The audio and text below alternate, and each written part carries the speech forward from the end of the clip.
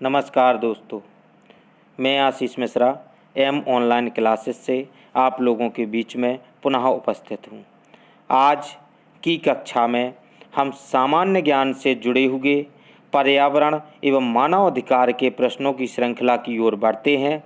हमारे जितने भी साथी इस वीडियो को देखने से पहले ध्यान रखें कि छोटे भाई बहन हों या बड़े भाई बहन हों मुझसे, तो वो सभी लोग, चाहे वह प्रतियोगी परीक्षाओं वाले बच्चे हों, छात्र छात्राएं हों, अभ्यर्थी हों या बुंदेलखंड विश्वविद्यालय द्वारा कराया जाने वाला पेपर पर्यावरण या मानवाधिकार की प्रतिभाग करने वाले हों, तो वह लोग आज एक कॉपी और पेन लेकर बैठें, जिससे कि मैं जो क्वेश्चंस प्रश्नों की श्रृंखला आपके बीच में लेकर आ रहा हूं, उन प्रश्नों का आकलन आप लोगों को स्वयं करना है। आप लोग मेरे उत्तर बोलने से पहले अपने उत्तर को बोल करके या तो हमारे वीडियो के कमेंट बॉक्स में कमेंट करते जाएंगे या फिर आप अपने किसी कॉपी में नोट करते जाएंगे कि पहले का कौन सा आंसर है या दूसरे का कौन सा है। तो इसी तरीके से आप आंसरों की श्रृंखला को बनाते जाएंगे और बाद में अपना परीक्षण स्वयं करके हमारे कमेंट बॉक्स में अपने अधिकतम नंबर बताएंगे कि हमारे आपके द्वारा दिए गए प्रश्नों में इतने नंबर प्राप्त किए हैं हमने श्रीमान जी। तो हम उस छात्र छात्रा का नाम अपने चैनल के माध्यम से बोल करके उसे सम्मान देंगे। तो इसी तरीके से बढ़ते हैं प्रश्नों की श्रृंखला की ओर। हमारा पहला प्रश्न आपकी स्क्रीन पर आता है। अब हमारा पहला प्रश्न क्या कहता है? पृथ्वी सूर्य से अपनी अधिकतम दूरी पर होती है 30 जनवरी को, 22 जनवरी को या 22 सितंबर को या 4 जुलाई को। आपको बताना है कि हमारी पृथ्वी जो है किस दिन, हमारी पृथ्वी जो है किस दिन किस दिनांक को अधिकतम दूरी पर होती है। अधिकतम दूरी से तात्पर्य है कि पृथ्वी और सूर्य की जो दूरी है सर्वाधिक किस डेट को होती है, किस दिनांक को होती है। तो आप लोगों को मैं ऑप्शन दे चुका हूँ, चारों ऑप्शन आपकी स्क्रीन पर हैं। इनमें से आपको आंसर बताना है। मैं आपको आंसर बता रहा हूँ। 4 जुलाई को यह पृथ्वी और सूर्य अपनी अधिकतम दूरी पर होते हैं। आप लोगों को बता दूं, इसी में यदि प्रश्न होता कि पृथ्वी व सूर्य सबसे निकटतम दूरी उनकी कितनी है, तो निकटतम दूरी किस डेट को, किस दिनांक को होगी, तो वह डेट होती 3 जनवरी। दोस्तों ध्यान रखें, एक प्रश्न के साथ में मैं आपको कई प्रश्नों से जोड़ूंगा, तो वह प्रश्न होता 3 जनवरी। आपको बता दूं कि 3 जनवरी एक ऐसी दिनांक है जिसमें पृथ्वी सबसे निकट होती है। अधिकतम दूरी की जो चर्चा मैं कर रहा हूं इस प्रश्न में, अधिकतम दूरी जो होती है उसकी 15.21 करोड़ किलोमीटर, 15.21 किलोमीटर होती। और निकटतम के लिए यदि कहा जाता तो निकटतम जब होती है तो उसकी 14.70 करोड़ किलोमीटर होती है। आप लोगों को जानकारी दे दूं कि हमारे सूर्य और पृथ्वी की जो दूरी है वह कितनी है, तो वह दूरी 149.6 मिलियन किलोमीटर होती है। और मिलियन से तात्पर्य है 10 लाख का। 1 मिलियन यानी कि 1 मिलियन बराबर 10 लाख होता है। आप लोगों को अगले प्रश्न की ओर लेकर चलता हूं। हमारा अगला प्रश्न देखिए, 4 जुलाई जैसा मैं आंसर बता चुका हूं आपको। अगला प्रश्न आपकी स्क्रीन पर आता है। अब अगला प्रश्न हमारा कहता है, अपने अक्ष पर पृथ्वी एक चक्कर कितने समय में पूरा करती है?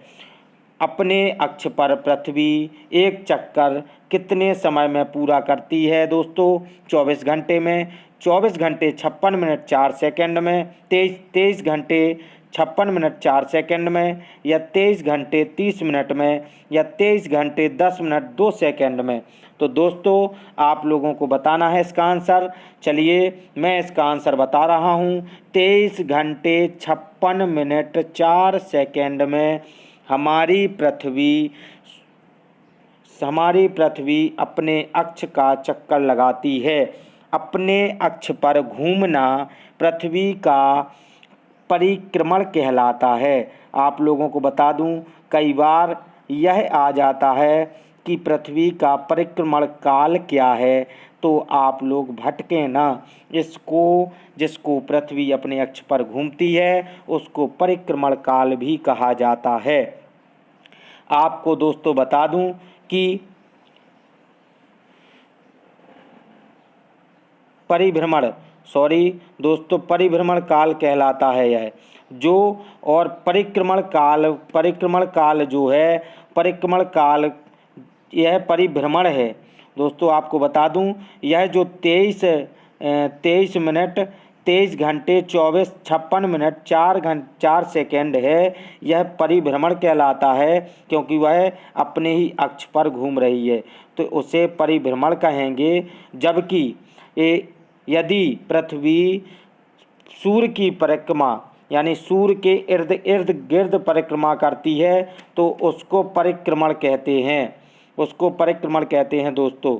वह अगर पूछा जाए कि पृथ्वी सूर्य का चक्कर कितने समय में लगाती है, तो आप लोगों को दोस्तों बता दूं 365 दिन 5 घंटे 48 मिनट 46 सेकेंड में पृथ्वी सूर्य का चक्कर लगाती है, जिसको लगभग में 365 दिन 6 घंटे कह सकते हैं आप लोग। चलिए अगले प्रश्न की ओर बढ़ते हैं दोस्तों। हमारा अगला प्रश्न आपकी स्क्रीन पर है। हमारा अगला प्रश्न क्या कहता है? हमारा अगला प्रश्न कहता है कि पृथ्वी पर दिन रात की अवधि समान होती है। पृथ्वी पर दिन रात की अवधि समान होती है। कहाँ पर होती है दोस्तों? ध्रुवों पर होती है कि भूमध्य रेखा पर होती है, या मकर रेखा पर होती है, या कर्क रेखा पर होती है? तो आपको जानकारी दे दूं, पृथ्वी पर दिन रात की अवधि समान होती है, वह भूमध्य रेखा पर होती है। दोस्तों यह प्रश्नों की श्रृंखला जो हम लेकर आए हैं, वह प्रश्नों की श्रृंखला आप लोगों के लिए इसलिए लेकर आए हैं, जो हमारी बहनें हैं या भाई हैं जो अध्ययन कर रहे हैं और किसी कार्य में लिप्त हैं, तो वह अपना कार्य भी करते जाएं और हमारे प्रश्नों को और आवाज़ को सुनते अकेले जाएं, तो बहुत से प्रश्न आपके इसी तरीके से तैयार होते जाएंगे। इसलिए यह पीपीटी के माध्यम से आप लोगों को अध्ययन कराया जा रहा है दोस्तों। इसलिए आप लोग ध्यान से सुनते भर जाइए, इससे आपके आज ही कई प्रश्न तैयार हो जाएंगे। चलिए इसी में बता देता हूं मैं कि ध्रुवों पर कहा जाए तो ध्रुवों पर दिन की जो अवधि होती है वह 6 माह होती है। ध्रुवों पर अगर कहा जाए तो ध्रुवों पर जो दिन की अवधि होती है वह 6 माह होती है। आप लोगों को जानकारी के लिए बता दूं कि पृथ्वी अपनी कक्षा में पृथ्वी पश्चिम से पूर्व यानी कि क्लॉक वाइज गति करती है। क्लॉक वाइज आपको जानकारी होगी कि पृथ्वी जब अपनी कक्षा में घूमती है तो वह क्लॉक वाइज घूमती है, यानी घड़ी की सुई की दिशा में घूमती है। और यदि इसमें ऐसा भी है, बहुत से ग्रह इसी दिशा में घूमते हैं, जबकि अरुण और शुक्र की चर्चा करें तो वह एंटी क्लॉक वाइज घूमते हैं, यानी कि घड़ी की सुई की विपरीत दिशा में घूमते हैं। दोस्तों आप लोगों को अगले प्रश्न की श्रृंखला में लेकर चलते हैं। हमारा अगला प्रश्न आपकी स्क्रीन पर है। पृथ्वी के भूपरपटी में कौन सा तत्व प्रचुर मात्रा में पाया जाता है। हमारा प्रश्न आपसे कह रहा है कि पृथ्वी के भूपर्पटी में कौन सा तत्व प्रचुर मात्रा में पाया जाता है। वह कैल्शियम है या एल्यूमिनियम है, लोहा है या पोटेशियम है। हमारे प्रश्न का उत्तर एल्यूमिनियम है। एल्यूमिनियम प्रचुर मात्रा में पाया जाता है हमारी भूपर्पटी पर। आपको बता दूं, हमारी भूपर्पटी पर प्रचुर मात्रा में पाया जाता है। और इसी में यदि प्रश्न एक और जोड़ दिया जाए कि यह पृथ्वी के कोर में, कोर यानी कि पृथ्वी के क्रोड सबसे अंदर के भाग में, यदि कोर में कहा जाए तो पृथ्वी के कोर में कौन सी धातु या कौन सी तत्व की प्रधानता होती है, तो आपको बता दें कि वहाँ पर कोर में लोहा एवं निकेल की प्रधानता होती है। दोस्तों, आप लोगों को जानकारी यह भी दे रहा हूँ, एक प्रश्न के साथ में मैं बार बार बोल रहा हूँ, कई प्रश्नों को जोड़कर लेकर जा रहा हूँ। एल्यूमिनियम देखिए आ रहा है। इसके बाद अगला प्रश्न हमारा आपकी स्क्रीन पर है, वह अक्षांश रेखा जिस पर सदैव दिन रात की अवधि समान होती है। इसमें थोड़ा सा ऑप्शंस नीचे हो गए हैं, चलिए मैं बता देता हूँ। वह प्रश्न बोल रहा हूँ फिर आंसर बताता हूँ। वह अक्षांश रेखा जिस पर सदैव दिन रात की अवधि समान रहती है, वह पहला ऑप्शन जो भूमध्य रेखा दिया गया है, और ऑप्शन है कर्क रेखा, मकर रेखा, हिंज रेखा। पहला ऑप्शन आप लोगों को बता दूं भूमध्य रेखा है पहला ऑप्शन। तो भूमध्य रेखा, कर्क रेखा, मकर रेखा और हिंज रेखा। तो आप लोगों को बता दूं जानकारी के लिए कि इसका आंसर जो है भूमध्य रेखा है। भूमध्य रेखा सही है। भूमध्य रेखा पर क्या होता है, दिन रात समान होते हैं। चलिए हम अगले प्रश्न की ओर बढ़ते हैं। हमारा देखिए भूमध्य रेखा सही आंसर है। अगला प्रश्न हमारा क्या कहता है कि पृथ्वी पर सबसे उच्चतम तापमान रिकॉर्ड किए जाते हैं, यानी सबसे उच्चतम तापमान रिकॉर्ड किए जाते हैं का तात्पर्य है कि तापमान सबसे अधिकतम कहाँ पर होते हैं। तो प्रश्न किया गया है, उसका आंसर आप लोगों को देना है कि पृथ्वी पर सर्वाधिक यानी उच्चतम तापमान रिकॉर्ड किए जाते हैं भूमध्य रेखा पर 10 अंश उत्तरी अक्षांश पर, 20 अंश उत्तरी अक्षांश पर या 25 अंश उत्तरी अक्षांश पर। दोस्तों, आप लोगों को बता दूं कि पृथ्वी पर उच्चतम तापमान रिकॉर्ड किए जाते हैं वह भूमध्य रेखा पर किए जाते हैं रिकॉर्ड। दोस्तों, आप लोगों को बता दूं सबसे उच्चतम तापमान भूमध्य रेखा पर किए जाते हैं। जो हमारे भारत के नक्शे में देखा जाए तो नीचे के हिस्से में श्रीलंका के आगे हमारा भूमध्य रेखा है, वहाँ के बाद वह भूमध्य रेखा प्रारंभ होती है। तो उच्चतम तापमान वहीं पर पाए जाते हैं, रिकॉर्ड किए जाते हैं। चलिए दोस्तों, हम अगले प्रश्न की ओर बढ़ते हैं। हमारा अगला प्रश्न, चलिए भूमध्य रेखा सही आंसर आ गया है। अगला जो हमारा ऑप्शंस दिया गया है कि पृथ्वी, इसमें दोस्तों बता दूं आपको कि पृथ्वी 1 घंटे में कितना देशांतर घूम लेती है। एक प्रश्न किया गया है कि पृथ्वी 1 घंटे में कितना देशांतर घूम लेती है। यहाँ पर 12 अंश है, यहाँ पर 15 अंश है, यहाँ पर 18 अंश है, यहाँ पर 20 अंश है। तो दोस्तों, आप लोगों को बताना है कि कितने अंश पृथ्वी घूम लेती है 1 घंटे में। तो आप लोगों को बता दूं इसका सही आंसर 15 अंश है। अब आपको बता दूं कि यह 15 अंश किस तरीके से है, तो आपको जानकारी के लिए बता रहा हूं। पृथ्वी एक देशांतर 4 मिनट में घूमती है। एक देशांतर जो है पृथ्वी 4 मिनट में घूमती है, आप लोगों को बता दूं दोस्तों।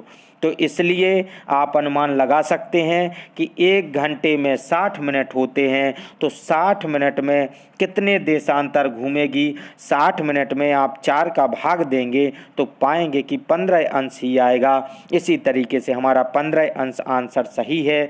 चलिए दोस्तों, एक प्रश्न के साथ में ये दूसरा प्रश्न भी आ गया। अगर आपसे पूछा जाता कि पृथ्वी एक देशांतर घूमने में कितना समय लेती है? तो 4 मिनट का समय लेती है। यह प्रश्न का आंसर है, उत्तर है। चलिए अगले प्रश्न देखिए, 15 आंसर सही है। अगला प्रश्न हमारा क्या कहता है, आपकी स्क्रीन पर आता है। अब अगला प्रश्न हमारा क्या कहता है, ग्रीनविच ग्रीनविच माध्य समय, ग्रीनविच माध्य समय GMT तथा भारतीय प्रमाण समय IST के बीच समय अंतराल कितना है? आपको बताना है कि GMT और IST के बीच में समय अंतराल कितना है दोस्तों। तो आप लोगों को जानकारी दे दूं कि हमारे बीच में ऑप्शन दिए गए हैं 4 घंटे 30 मिनट, 5 घंटे 30 मिनट, 6 घंटे और 6 घंटे 30 मिनट। तो आप लोगों को दोस्तों बता दूं कि इसका आंसर आप लोगों के सामने है, 5 घंटे 30 मिनट इसका आंसर सही है, उत्तर सही है। आप लोगों को एक और जानकारी दे दूं कि जो ग्रीनविच है, ग्रीनविच माध्य समय UK देश में है और ग्रीनविच का पूरा नाम ग्रीनविच मीन टाइम, ग्रीनविच का पूरा नाम ग्रीनविच मीन टाइम कहा जाता है और IST को कहा जाता है Indian standard time, Indian standard time इसको कहा जाता है। GMT को ग्रीनविच मीन टाइम कहा जाता है। और दोस्तों एक और जानकारी दे दूं, हमारे भारत में जो यह इंडियन स्टैंडर्ड टाइम है वह कहाँ से लिया जाता है? तो आपको बता दूं, हमारे उत्तर प्रदेश के इलाहाबाद यानी कि प्रयागराज के पास नैनी नामक स्थान से, प्रयागराज के पास में नैनी नामक स्थान से भारत का प्रमाणिक समय निश्चित किया जाता है। दोस्तों आप लोगों को बता रहा हूं, एक प्रश्न के साथ में कई प्रश्नों की श्रृंखला आ रही है। देखिए हमारा आंसर 5 घंटे 30 मिनट सही है, जो कि सही पाया गया। आप लोगों को बता दूं, ऐसे प्रश्न आप लोगों को अन्य माध्यम में नहीं प्राप्त होंगे, इसी माध्यम से प्राप्त होंगे। इन प्रश्नों को आप अध्ययन करते रहिए, अपने नोटबुक में नोट करते रहिए, इससे बाहर पेपर नहीं आएगा। हमारी श्रृंखला में बने रहिए। आप लोगों को कल आंधी श्रृंखला पढ़ाई थी, आज आंधी के बाद तूफान आ गया है। देखिए प्रश्नों की श्रृंखला बढ़ती जा रही है, आपको नए नए विषयों से जोड़ते जा रहे हैं हम। आज पर्यावरण मानवाधिकार के प्रश्नों से जोड़ करके आपको प्रतियोगी परीक्षाओं में हो या BA BSc की परीक्षाओं में हो, हम अग्रणी बनाएंगे और पास करवाएंगे। चलिए हमारा अगला प्रश्न कहता है कि पेट्रोलियम खनिज तेल किन चट्टानों में पाया जाता है? पेट्रोलियम खनिज तेल किन चट्टानों में पाया जाता है दोस्तों? तो आग्नेय चट्टानों में या नवीन संस्तरित चट्टानों में या प्राचीन संस्तरित चट्टानों में या परिवर्तित चट्टानों में? तो दोस्तों आप लोगों को इसका आंसर देना है। आप लोगों को बता दूं कि पेट्रोलियम खनिज तेल जो कि हमारे प्राचीन संस्तरित चट्टान में पाया जाता है, यह प्राचीन संस्तरित चट्टानों में पाया जाता है। प्राचीन संस्तरित चट्टान आप लोगों को जानकारी दे दूं, अवसादी चट्टान का ही पार्ट है, अवसादी चट्टान का ही यह पार्ट है, अवसादी चट्टान के अंतर्गत यह आती है। आपको बता दूं कि यदि पूछा जाता कि कोयला परतदार चट्टान में पाया जाता है, जबकि कोयले की अगर चर्चा की जाए तो कोयला परतदार चट्टान में पाया जाता है। आपको जानकारी दे दूं, यह परतदार चट्टान में पाया जाता है। और परतदार चट्टान में आप लोगों को बता दूं दोस्तों, चूना पत्थर, बलुका पत्थर और शैल भी पाए जाते हैं। आप लोगों को जानकारी यह भी दे दी कि परतदार चट्टानों में यह भी चीज़ें पाई जाती हैं। चलिए दोस्तों हम अगले प्रश्न की ओर बढ़ते हैं। देखिए प्राचीन संस्कृत हमारा इसका आंसर है। आप लोगों को अगले प्रश्न की ओर चलते हैं। अगला प्रश्न हमारा क्या कहता है? अगला प्रश्न हमारा कहता है, निम्नलिखित में से कौन सी चट्टान जैविक चट्टानों के अंतर्गत आती है? निम्नलिखित में से कौन सी चट्टान जैविक चट्टानों के अंतर्गत आती है दोस्तों? तो हमारा प्रश्न जैविक चट्टान को लेकर के है, जिसमें ऑप्शन दिया गया है क्वार्टजाइट और संगमरमर, कोयला, ग्रेफाइट। तो इनमें से हमारा ऑप्शन हमें सही बताना है। आप लोगों को बता दूं कि जैविक चट्टान के अंतर्गत अगर कहा जाए तो कोयला आता है। कोयला हमारा आंसर सही है। आप लोगों को बता दूं जानकारी के लिए कि जो कोयला है वह आंसर सही है। अगले आपको प्रश्न की चलने से पहले एक और जानकारी दे दूं कि हमारे जो आगरा में है, आगरा में आपको बता दूं आगरा का किला या दिल्ली का किला, आगरा का किला हो या दिल्ली का किला, जो कि बलुआ पत्थर का प्रयोग से बना हुआ है। बलुआ पत्थर नामक औषधि चट्टान उससे बने हुए हैं। यह कभी अगर आ जाए कि आगरा का किला या दिल्ली का लाल किला किस पत्थर के बने हुए हैं, किस चट्टान का प्रयोग हुआ है उसमें, तो औषधि चट्टानों का प्रयोग हुआ है और उस बलुआ पत्थर नामक पत्थर से प्रयोग किए करके इसको बनाया गया है। देखिए कोयला हमारा इसका आंसर सही है। आप लोगों को बता दूं अगला प्रश्न आपकी स्क्रीन पर है। अगला प्रश्न हमारा क्या कहता है? अगला प्रश्न हमारा कहता है कि निम्नलिखित में से प्रकृति का सुरक्षा बाल्ब कहा जाता है? निम्नलिखित में से किसे प्रकृति का सुरक्षा बाल्ब कहा जाता है? तो दोस्तों आपको बता दूं वह पूछ रहा है भूकंप को, ओजोन गैस को, ज्वालामुखी को या नदियां को। तो आपको बता दूं दोस्तों ज्वालामुखी को प्रकृति का सुरक्षा बाल्ब कहा जाता है।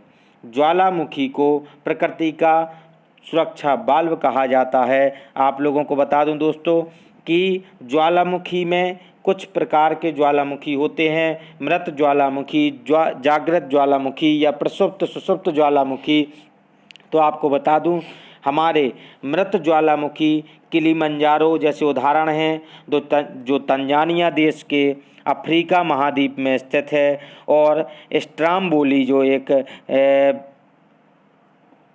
जागृत ज्वालामुखी है, और इसी तरीके से प्रसुप्त या सुषुप्त ज्वालामुखी क्राकोटाओ इंडोनेशिया में स्थित है। चलिए दोस्तों हम अगले प्रश्न की ओर चलते हैं। हमारा अगला प्रश्न क्या कहता है? हमारा अगला प्रश्न कहता है कि वायुमंडल का सर्वाधिक स्थायी तत्व, वायुमंडल का, इसका ऑप्शन चौथा नीचे चला गया है। चौथा ऑप्शन हमारा, पहला ऑप्शन हमारा कहता है, आप लोगों को पहले बता दूं, वायुमंडल का सर्वाधिक स्थायी तत्व नाइट्रोजन है या ऑक्सीजन है या CO2 है, या चौथा ऑप्शन हमारा दिया गया है आपके सामने जल वाष्प है। तो आप लोगों को बता दूं इसका आंसर सही है जल वाष्प। जल वाष्प वायुमंडल का सर्वाधिक स्थायी तत्व है। आप लोगों को बता दूं दोस्तों कि जो वायुमंडल का सर्वाधिक स्थायी तत्व है वह जल वाष्प है। नाइट्रोजन गैस वायुमंडल में सर्वाधिक पाई जाती है, यह सब लोग आप जानते हैं। चलिए चलते हैं अगले प्रश्न की ओर। हमारा अगला प्रश्न आपकी स्क्रीन पर है। विविध जलवायु एवं मौसम दशाओं को बदलने वाली सभी महत्वपूर्ण वायुमंडलीय प्रक्रियाएं कहाँ पर घटित होती हैं? इसके लिए बताना है। उसने पूछा है कि विविध जलवायु मौसम दशाओं को बदलने वाली महत्वपूर्ण वायुमंडल प्रक्रियाएं कहाँ पर घटित होती हैं? तो उसके लिए ऑप्शन दिया गया है समताप मंडल में, बहिर्मंडल में, आयनमंडल में या क्षोभ मंडल में।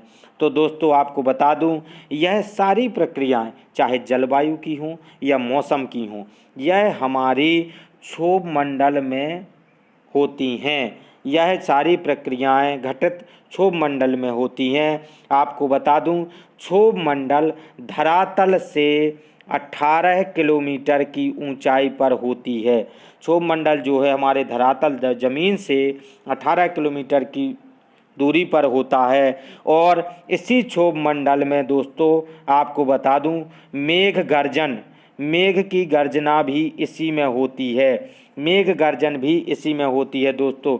चलिए चलते हैं अगले प्रश्न की ओर। अगला प्रश्न हमारा कहता है कि हवाई जहाज प्रायः में उड़ते हैं। आप लोगों को बताना है। यह प्रश्न इतने अच्छे हैं कि आप लोगों को प्रतियोगी परीक्षा में बहुत ही लाभदायक होंगे। देखते रहिए, बने रहिए हमारे साथ। पूरे वीडियो को एक एक प्रश्न को देख कर के आकलन करिए। आप लोगों को कई पुस्तकों, कई विशेषज्ञों के माध्यम से यह प्रश्न दिए जा रहे हैं। आप लोगों को बता दूं, हवाई जहाज प्रायः में उड़ते हैं क्षोभ मंडल में, समताप मंडल में, मध्य मंडल में, बाह्य मंडल में। आप लोगों को इसका आंसर देना है। हवाई जहाज कहाँ पर उड़ते हैं, तो आप लोगों को जानकारी दे दूं, हवाई जहाज समताप मंडल में उड़ते हैं। अब आप लोगों को जानकारी दूं कि समताप मंडल में उनका जेट विमानों का या हवाई जहाज़ों का उड़ने का कारण क्या है। यह इनके लिए सबसे अच्छा आदर्श मंडल कहा जाए तो क्यों कहा जाता है, क्योंकि इस परत में बादल तथा अन्य मौसमी घटनाएं नहीं होती हैं। इस समताप मंडल में कभी भी ना तो बादल या अन्य मौसमी घटनाएं नहीं होती हैं, इसलिए यह समताप मंडल में उड़ते हैं। यह समताप मंडल इनके लिए आदर्श मंडल कहा जाता है। इसी समताप मंडल में आपकी ओजोन परत भी पाई जाती है। दोस्तों चलिए चलते हैं अगले प्रश्न की ओर। हमारा अगला प्रश्न आपकी स्क्रीन पर है। अगला प्रश्न क्या कहता है, संचार उपग्रह किस वायुमंडलीय स्तर में स्थित हैं। समताप मंडल में, आयन मंडल में, क्षोभ मंडल में या बहिर्मंडल में।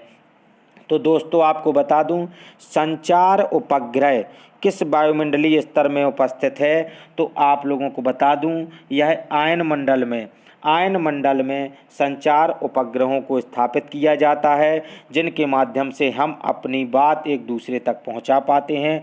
चलिए दोस्तों अगले प्रश्न की ओर चलते हैं। हमारा अगला प्रश्न आपकी स्क्रीन पर है। यह मानवाधिकार से जुड़े हुए प्रश्नों की श्रृंखला प्रारंभ हो चुकी है। आप लोगों के सामने स्क्रीन पर है। वह विशिष्ट एजेंसी शिक्षा संस्कृति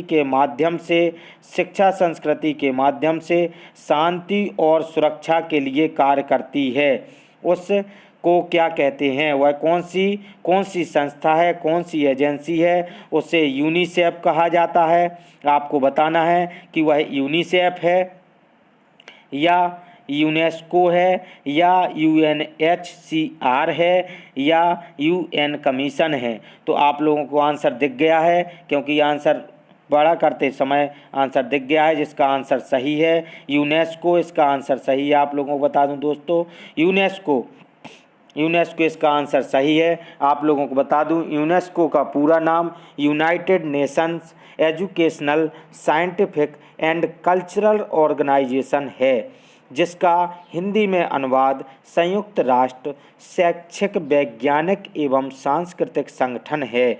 इसका मुख्यालय की यदि चर्चा की जाए तो इसका मुख्यालय पेरिस में स्थित है। इसका मुख्यालय यूनेस्को का पेरिस में स्थित है। पेरिस जो कि फ्रांस में आता है, फ्रांस देश के अंतर्गत आता है। तो अगला इसका गठन अगर पूछा जाए आपसे कि इसका यूनेस्को का गठन कब हुआ था, तो गठन आपको बता दूं 16 नवंबर 1945 को इसका गठन हुआ था। दोस्तों आप लोगों को जानकारी दे रहा हूं, और इसके जो कार्य हैं यूनेस्को के, आप लोगों को जानकारी के तहत कई जानकारियां देने की कोशिश कर रहा हूं। इसको बता दूं कि यूनेस्को के कार्य शिक्षा, प्रकृति, समाज विज्ञान, संस्कृति और संचार के माध्यम से अंतर्राष्ट्रीय शांति को बढ़ावा देना है। दोस्तों आप लोगों को जानकारी भी देते जा रहा हूं, जिससे कि आप लोग अधिक से अधिक प्रश्नों को इस श्रृंखला में दिमाग लगा करके अध्ययन कर सकें, लिख सकें। हमारा अगला प्रश्न आपकी स्क्रीन पर है। भारतीय संविधान में कितने प्रकार के न्यायिक आदेश हैं। भारतीय संविधान में कितने प्रकार के न्यायिक आदेश हैं। 5 प्रकार के, 4 प्रकार के, 3 प्रकार के या 2 प्रकार के। आप लोगों को दोस्तों जानकारी दे दूं, भारतीय संविधान में 5 प्रकार के न्यायिक आदेश हैं, न्यायिक रिटें हैं, जिनमें से आप लोगों को जानकारी दे दूं। बंदी प्रत्यक्षीकरण और परमादेश। इसके शॉर्ट रूप में लिख रहा हूँ, आप लोग लिख लीजिए लिखना हो तो। बंदी प्रत्यक्षीकरण, परमादेश और उत्प्रेषण और प्रतिषेध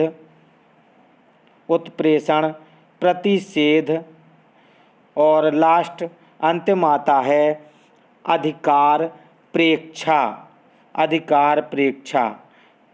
दोस्तों, यह 5 प्रकार के न्यायिक आदेश हैं जो आदेश प्राप्त होते हैं। तो इनके 5 टाइप आप लोगों को बता दिए हैं: बंदी प्रत्यक्षीकरण, परमादेश, उत्प्रेषण, प्रतिषेध एवं अधिकार प्रेक्षा। चलिए दोस्तों, हम अगले प्रश्न की ओर बढ़ते हैं। हमारा अगला प्रश्न क्या कहता है? हमारा अगला प्रश्न कहता है कि निम्नलिखित में से कौन सा न्यायिक आदेश उच्चतम न्यायालय द्वारा किसी व्यक्ति को किसी सार्वजनिक कार्यालय पर अधिकार करने से रोकने के लिए किया जाता है? वह कौन सा ऐसा आदेश है? उसे उत्प्रेषण लेख कहेंगे या परमादेश कहेंगे या निषेधाज्ञा कहेंगे या अधिकार प्रक्षा कहेंगे? तो दोस्तों, वह जो आदेश है उसको क्या कहेंगे आपको बताना है। वह आदेश आपको बता दें अधिकार प्रक्षा है। अधिकार प्रक्षा में पूछा जाता है कि आपने किस हक से, किस अथॉरिटी से इस पर अपना अधिकार जमाया है। चलिए दोस्तों, हमारा अगला प्रश्न आपकी स्क्रीन पर आता है। अब इसमें पूछा गया है, निम्न में से किन अनुच्छेदों को आपातकाल के दौरान स्थगित नहीं किया जाता है?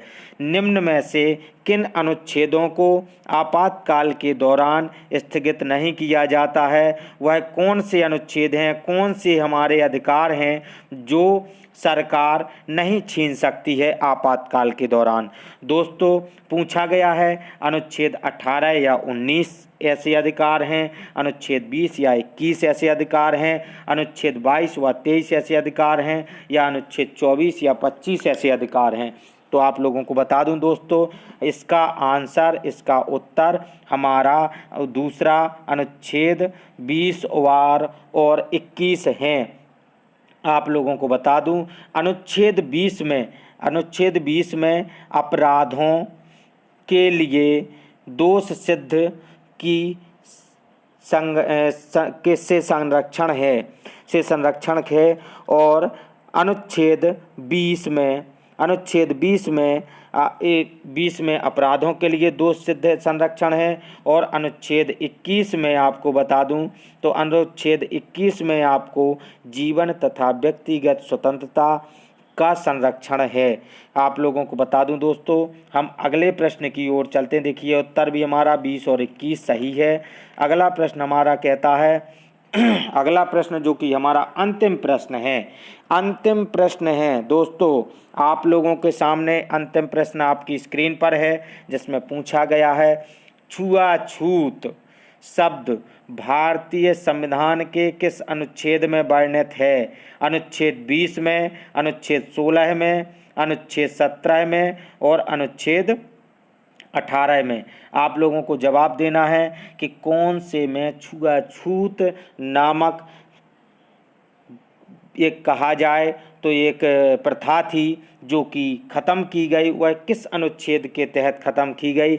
वह अनुच्छेद 17 के अंतर्गत ख़त्म की गई। दोस्तों, इसका उत्तर 17 है। आप लोगों को और जानकारी के लिए बता दूं कि यह 1976 में यह छुआछूत नामक अनुच्छेद जो बना 1976 में, जन अधिकार सुरक्षा 1976 में। आप लोगों को बता दूं, यह जो अधिकार है 1976 में जन अधिकार सुरक्षा अधिनियम 1955 के अंतर्गत छुआछूत को दंडनीय अपराध घोषित कर दिया गया।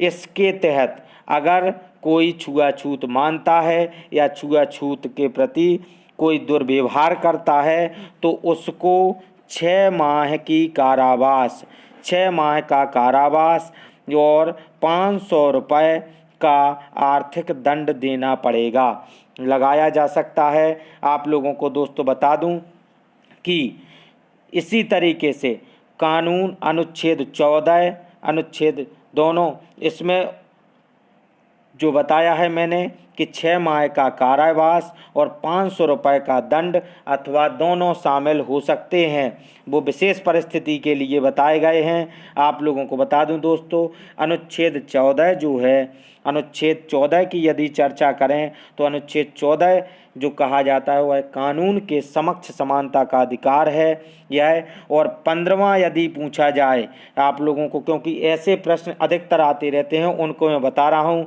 अनुच्छेद जो 15 है वह धर्म, प्रजाति अथवा नस्ल, धर्म, प्रजाति अथवा नस्ल, जाति, लिंग अथवा जन्म स्थान के आधार पर भेदभाव को निषेध करता है। इसमें कहा गया है कि आप किसी व्यक्ति के साथ धर्म, लिंग, आधार, जाति, प्रजाति के आधार पर भेदभाव नहीं कर सकते हैं। यह 15वां अनुच्छेद हमें इतनी इस कानून में पावर देता है।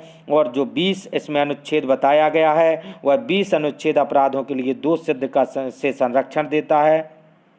चलिए दोस्तों, और 18 उपाधियों का उन्मूलन करता है। इसी तरीके से अगली कड़ी में हम लेकर आएंगे कुछ और प्रश्नों को। आप लोगों को अब मैं आप लोगों से विदा लेना चाहूँगा। दोस्तों, हमारे चैनल में बने रहिए और हमारे चैनल को देखते रहिए, मेहनत करिए, अध्ययन करिए और कॉपी करते रहिए। इन सभी चीज़ों के माध्यम से कॉपी करते रहिए और अपने उत्तरों को, अपने उत्तर जो आपने अभी तक लगाए हैं उनकी संख्या, यदि आपने कितने आकलन में सही जवाब दिए हैं उनको हमारे कमेंट बॉक्स में कमेंट करके बताइए।